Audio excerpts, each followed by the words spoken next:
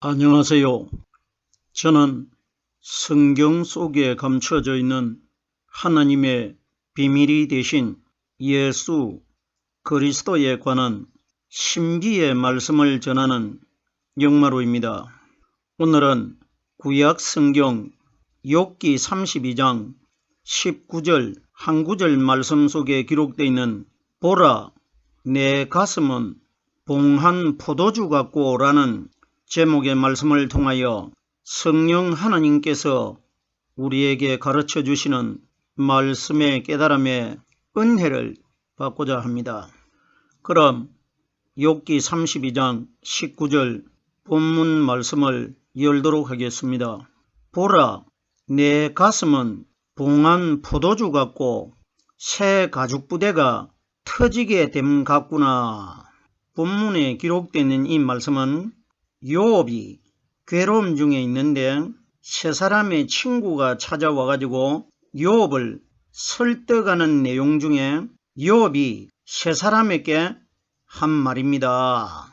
성경에 기록되어 있는 욥기서에 등장하는 욥이라는 사람은 구약시대 때 정말 욥이라는 사람이 실제적으로 존재를 했고 고통을 받고 있는 욥에게 세 사람의 친구가 찾아와가지고 욥과 주고받은 대화 내용이 욥기서에 기록되어 있다, 이런 이야기가 아니고 구약 성경에 기록되는 욥은 신약시대에 이 땅에 오실 하나님이신 예수 그리스도를 미리 보여준 사람이 욥이고, 욥의 세 친구는 이 땅에 하나님을 믿는 우리 신앙인들 전체를 보여준 내용입니다. 구약시대 때는 예수님이 직접 사람들 앞에 모습을 나타내기 위해서는 신약시대 때 마리아라는 처녀 태속에서 10달을 계시다가 어린 아기로 태어나셔가지고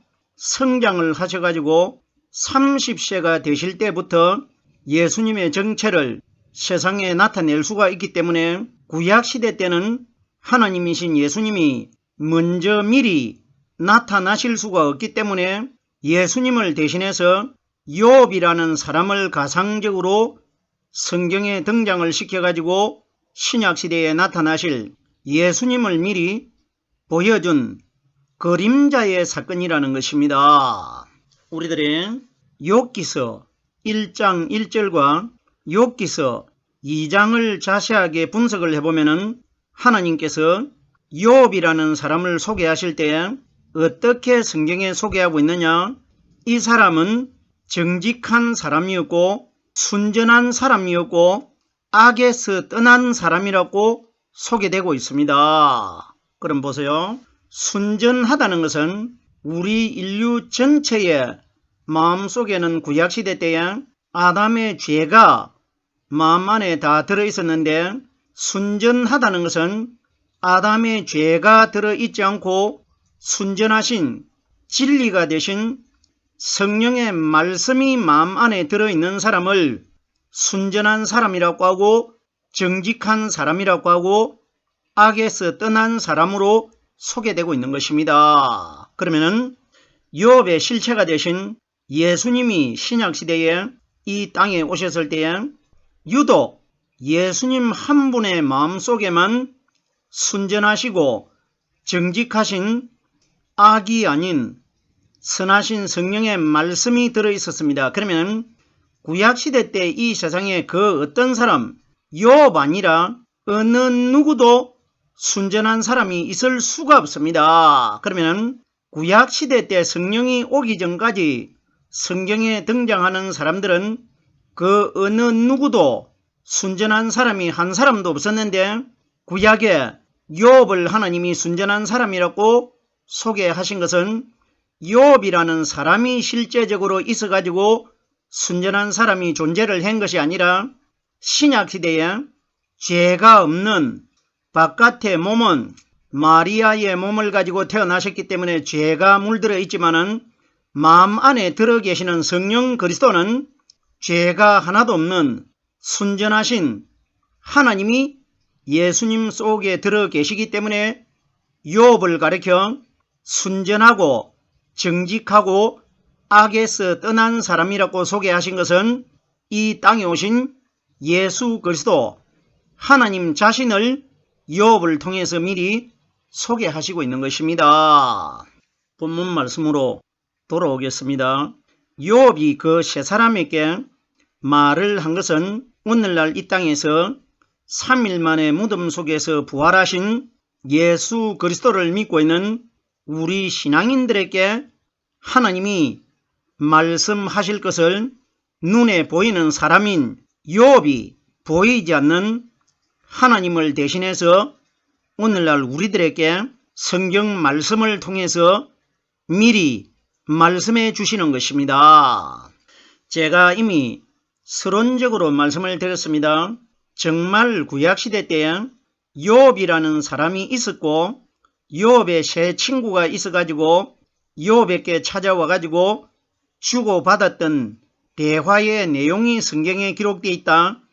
이런 것은 우리가 생각하지 않아도 됩니다. 하나님께서 욥과 세 친구를 통해 가지고 하나님 자신과 오늘날 이 땅에서 하나님을 믿는 우리 신앙인들과의 관계를 미리 기록해 두신 것입니다. 그러면은 오늘 욥기서 32장 19절에 기록되어 있는 이 말씀을 우리들과 오순절날 이 땅에 임하신 말씀이신 성령 그리스도와의 관계로 영적인 방향으로 이 말씀을 깨달아야 된다는 것입니다. 그러면은 욥이 말하는 것은 바로 하나님이 우리에게 말씀하신 것이고 그 하나님은 이 땅에 사람으로 나타나신 예수님 마음속에 숨겨져 있는 오순절날 이 땅에 임하실 메시아 성령 그리스도가 바로 하나님 아니십니까? 그러면은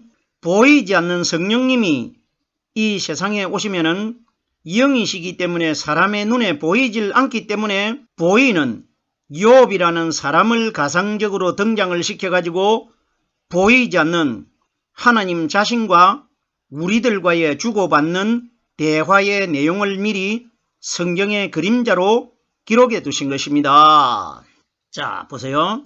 욥이 보라 하는데 본다는 것은 예수님께서 이 땅에 오셨을 때에 볼지어다 볼지어다 이 말씀을 많이 해 주셨습니다. 마태복음 28장 20절 말씀해 보면은 예수님께서 영적인 신령한 하나님의 몸으로 거듭나셔가지고 이 땅에 40일 동안 계시다가 하늘나라로 승천하시기 직전에 제자들에게 하신 말씀은 바로 오늘날 이 땅에서 하나님을 믿는 제자들이 되는 우리 신앙인들에게 하신 말씀 아닙니까? 어떤 말씀을 하셨습니까? 볼지어다 내가 세상 끝나는 날 동안 너희와 항상 함께 하리로다 이런 말씀을 해 주십니다. 그럼 보세요. 그럼 예수님이 눈에 보이는 부활하신 그리스도께서 제자들에게 볼지어다 이렇게 말씀을 하시고 하늘나라로 승천을 하셨는데 지금 현재 2022년이 지나가고 있는데도 볼지어다 하신 그 예수님이 나타나질 않고 있습니다. 그러면은 나타나지도 않는 분을 예수님이 말씀하신 것이 아니고 볼지어다 볼지어다 이 말씀을 누가복음 24장 49절에도 볼지어다 너희는 위에서 능력이 입히울 때까지 이 성에 유하라 이렇게 기록이 되어 있는데 본다는 것은 실제적으로 몸을 가지고 있는 부활하신 그리스도는 하늘나라에 지금 마지막 세상을 심판하시기 위하여 앉아 계십니다. 그러면 예수님이 본다고 말씀하신 분은 오순절날 예수님 마음 안에 들어 계셨다가 이 세상에 죄를 가진 사람들 눈에 보이지 않게 영으로 임하신 성령이 가르쳐 주시는 말씀이 사람의 마음속에서 깨달아지기 시작하면 깨달아지는 이 말씀을 통해서 2020년 전에 제자들이 실제적으로 눈으로 목격했던 예수님이 말씀을 통해서 깨달아지는 것을 너희가 나를 볼 것이라 이 원리가 기록되어 있는 것입니다. 요한복음 16장 22절 말씀해 보면은 내가 다시 너희를 보리니 하는 것은, 다시 본다는 것은 오순절날 이 땅에 임하신 성령이 우리에게 가르쳐 주시고 깨닫게 해주시는 이 말씀이 내 마음속에서 깨달아질 때에 2020년 전에 제자들이 눈으로 보았던 그 예수 그리스도 하나님을 우리들이 말씀을 통해서 생생하게 실제로 눈으로 보는 것처럼 깨달아질 것이라. 이걸 너희가 나를 다시 보리니 이렇게 기록된 겁니다. 계속해서 보십시오. 보는 것에 관하여 사도행전 2장 1절에서 5절 말씀을 보면은 이 세상에 오순절날 성령이 임하는 사건이 집중적으로 기록이 되어 있는데, 사도행전 2장 3절에 보면은 불의 혀같이 갈라지는 것이 각 사람 위에 임하여 보이더니 이렇게 기록되어 있습니다. 그러면은 제자들 120명 위에 성령의 불덩어리가 임해가지고 보이더라 이 이야기가 아니고, 제자 120명이 오순절날 성령을 받고 나니까 그때부터 성령의 인도하심을 통해 가지고 성경에 기록되어 있는 하나님의 말씀이 영적인 방향으로 깨달아지기 시작하는데, 깨달아지는 그 말씀 속에서 이 땅에 계셨던 예수님을 보는 것처럼 말씀을 통해서 깨달아질 것이다. 이걸 보는 것이라고 합니다. 그러면 오늘 본문 말씀에 욥이 보라 하는 것은 하나님께서 너희가 오순절날 성령을 받으면은 나를 실제적으로 눈으로 보는 것처럼 말씀 속에서 나를 만날 것이라. 이걸 보라 이렇게 기록된 겁니다. 무슨 소린지 깨달아지셔야 됩니다. 성경 전체는 이 땅에 오신 죄를 짊어지고 계신 마리아의 아들이 기준돼 가지고 기록되어 있는 것이 아니고, 눈에 보이는 마리아의 아들 대신 예수님 안에 숨겨져 있는 오순절날 이 땅에 임하실 성령 하나님에 관하여 말씀 전체는 기준돼 가지고 기록되어 있습니다. 구약 성경이든 신약 성경이든 예수님께서 이 땅에 오셔가지고 무덤 속에서 성령 기름 부음을 받고 거듭나셨을 때 하신 말씀은, 거듭나신 분이 상징적으로 성령 세례를 받고 거듭나신 분 아닙니까? 그러면 그 거듭나신 분이 마리아의 아들 예수가 아니고 예수님 안에 숨겨져 계셨던 성령 하나님이 상징적으로 거듭나신 분 아닙니까? 그러면 무덤 속에서 거듭나신 분이 예루살렘에서 엠마오로 내려가는 두 제자를 만나셔가지고 누가복음 24장 27절에 모든 성경에 쓴 바 자기에 관하여 자세하게 설명되어 있다고 두 제자에게 말씀을 해주십니다. 이건 무슨 이야기냐?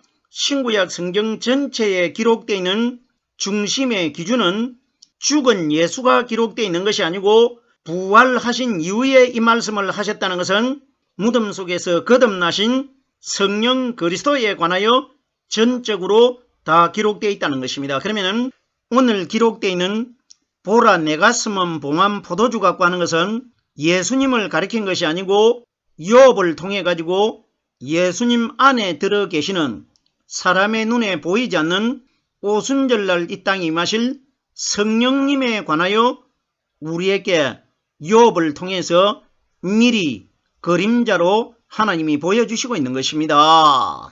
내 가슴은 하는데 예수님께서 이 땅에 오셨을 때에 요한복음에 보면은 상당히 중복된 내용이 기록이 되어 있는데, 예수님께서 여러 번 자기 마음속에는 하나님 아버지께서 말씀으로 예수님 자신과 함께 동행하고 계신다고 여러 번 소개를 하고 자랑하셨지 않습니까? 그러면 마음이 가슴 아닙니까? 그러면 내 가슴은 하는 것은 예수님 마음 안에 들어 계시는 성령께서 예수님에게 가르쳐 주시고 깨닫게 해주시는 하나님의 말씀을 소개하기 위하여 그 하나님의 말씀이 예수님 자신의 가슴 속에 들어있다고 여러 번 자랑하셨지 않습니까? 그럼 여기에 본문의 요업이 내 가슴은 하는 것은 하나님이신 예수님이 이 세상에 사람으로 태어나셔가지고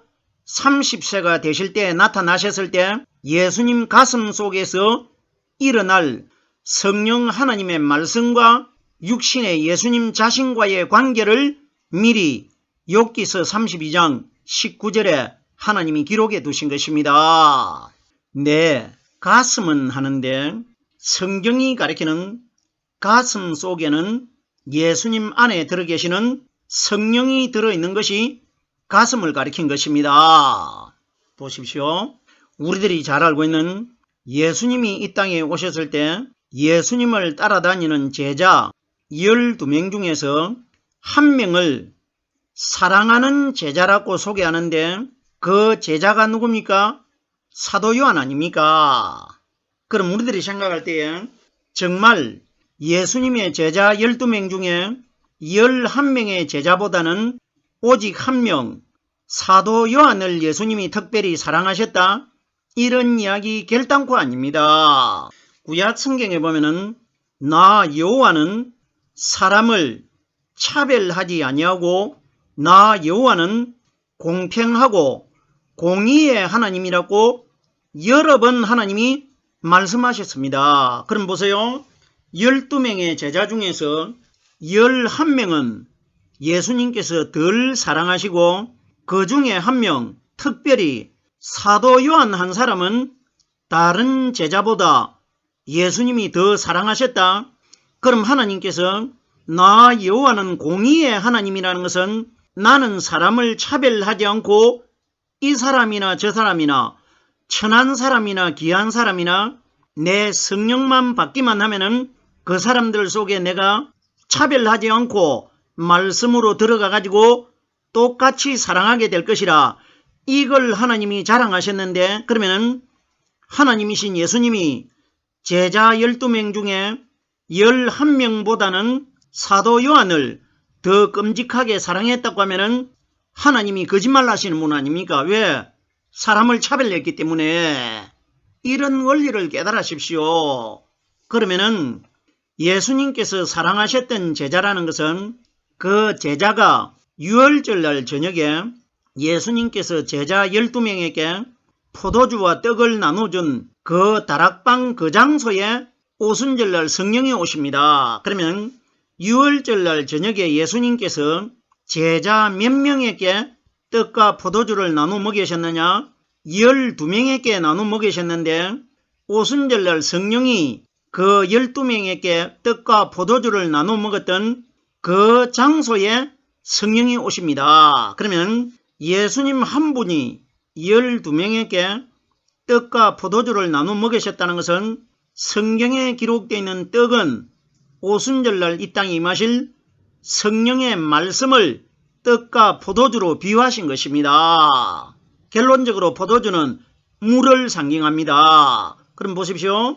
그럼 예수님이 한 분이 제자 12명에게 떡과 포도주를 나눠 먹이셨다는 것은 오순절날 예수님 안에 들어있는 성령이 사람의 눈에 보이지 않도록 예루살렘에 예수님께서 떡과 포도주를 나눠 먹이신 그 다락방에 나타나기 때문에 보이지 않는 내 성령이 이 다락방에 나타나면은 내가 너희들에게 12명에게 떡과 포도주를 나눠 먹이듯이 하늘나라에서 내려오신 내 마음 안에 들어있었던 성령이 이 장소에 나타나가지고 너희 120명에게 생명의 떡이 되고 생명의 영생수가 되는 말씀을 나눠줄 것이라 이걸 미리 보여준 사건 아닙니까? 가슴은 그러면은 유월절날 저녁에 사도 요한이 예수님 품에 안겨 있다고 기록되어 있는데 조금 전에 제가 이미 충분히 설명을 드렸습니다.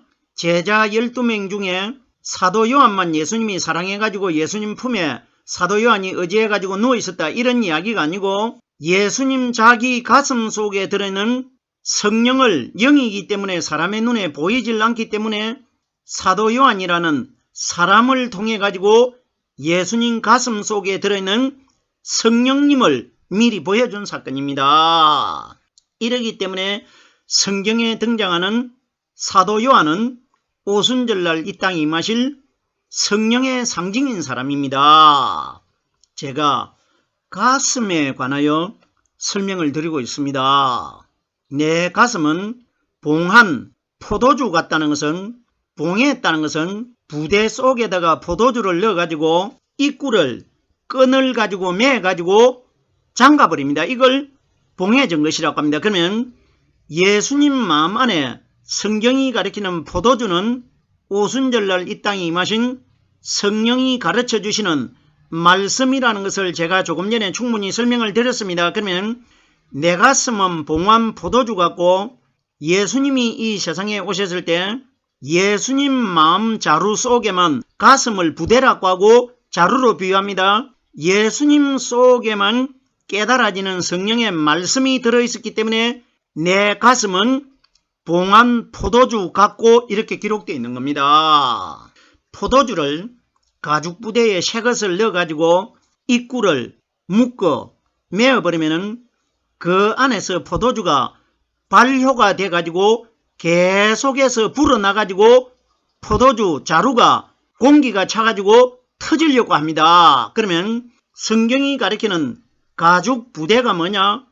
예수님께서 이 땅에 오셔가지고 사람의 마음을 가리켜 가죽 부대라고 삼복음서에 새 포도주와 묵은 포도주를 비유를 했지 않습니까? 사람의 마음을 가죽 부대라고 합니다. 그러면 내 가슴은 봉한 포도주 같고 하는 것은 예수님 마음 안에만 세상 사람들이 보지도 못하고 알지도 못하는 포도주가 되는 성령의 말씀이 끊임없이 매일 연속적으로 깨달아지는 원리를 내 가슴 속에는 마치 포도주 부대를 잠가 놓은 것처럼 내 속에서 말씀이 끊임없이 연속적으로 깨달아질 것이라, 내 가슴이 말씀이 깨달아져 가지고 기뻐 가지고 가슴이 터질 것 같다, 이 원리가 기록된 겁니다. 성령이 가르쳐 주시는 말씀의 깨달음을 가죽 부대가 터지게 된 것 같구나, 이렇게 비유한 겁니다. 보세요.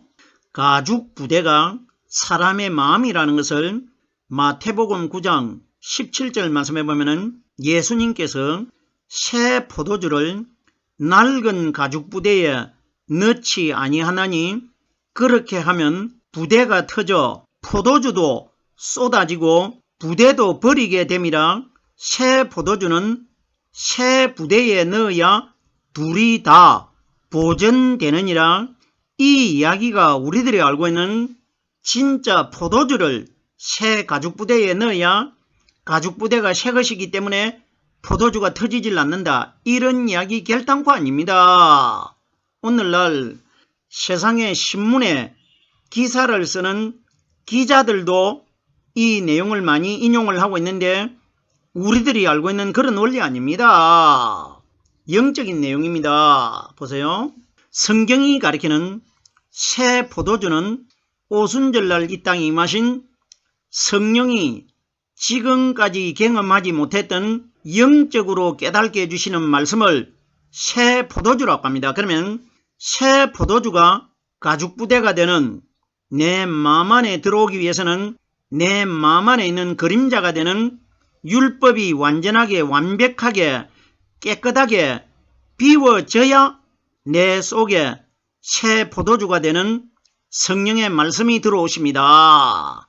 그러면 새 포도주를 낡은 가죽 부대에 넣지 아니하나니 하는 것은, 낡은 가죽 부대는 율법을 연구하고 있는 유대인들을 가리켜 낡은 가죽 부대라고 하는데, 이들이 이미 자기들 마음 안에 묵은 포도주가 되는 율법이 들어있기 때문에 새 포도주가 되신 예수님이 가지고 계신 성령의 복음의 말씀을 그 자기들 마음속에 받아들이지 않았단 말입니다.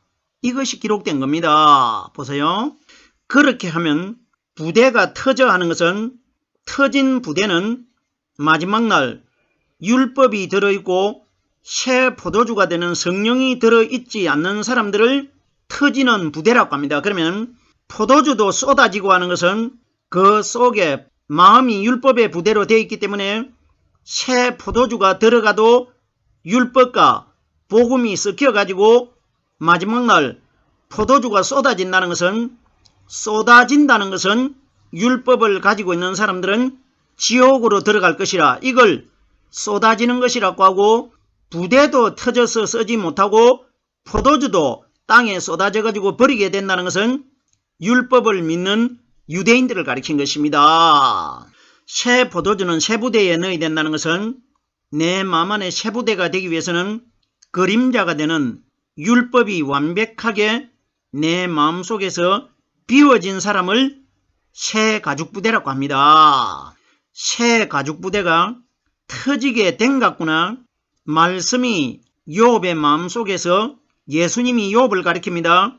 예수님 마음속에서 성령이 가르쳐 주시는 말씀이 끊임없이 연속적으로 깨달아지기 때문에 내 마음이 깨달아지는 말씀의 기쁨으로 인해서 마치 터질 것 같구나, 이렇게 비유한 겁니다. 결단코 오늘 욥기서 32장 19절에 기록되어 있는 이 말씀이 구약시대 때 욥이라는 사람이 이런 말을 했다, 이건 모르는 사람 누가 있습니까? 예수님께서 모든 성경은 내게 대하여 다 기록되어 있다고 말씀을 하셨기 때문에 욥 이야기가 아니고 하나님이신 예수님 자신의 이야기라는 것입니다. 오늘은 욥기서 32장 19절 한 구절의 말씀을 깨달아 보았습니다.